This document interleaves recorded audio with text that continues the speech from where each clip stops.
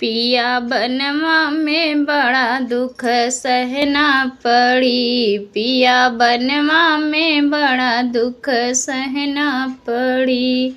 हाँ सहना पड़ी, हाँ सहना पड़ी। पिया बनवई माँ बड़ा दुख सहना पड़ी। पिया बनवई माँ बड़ा दुख सहना पड़ी।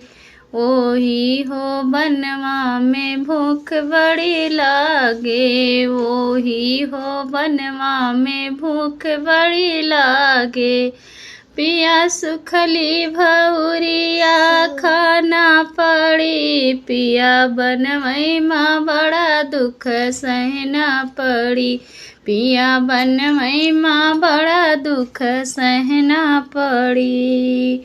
ओही रे बनवा में प्यास बड़ी लागे। ओही रे बनवा में प्यास बड़ी लागे। पिया कोइया के पानी पीना पड़ी। पिया बनवई माँ बड़ा दुख सहना पड़ी। पिया बनवई माँ बड़ा दुख सहना पड़ी। पिया बनवई माँ बड़ा दुख सहना पड़ी। ओही रे बनवा में नींद बड़ी लागे। ओही रे बनवा में नींद बड़ी लागे।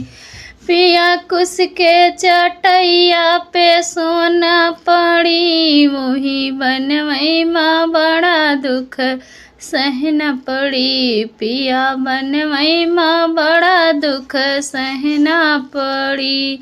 हाँ सहना पड़ी, राम सहना पड़ी। पिया बनवई माँ बड़ा दुख सहना पड़ी।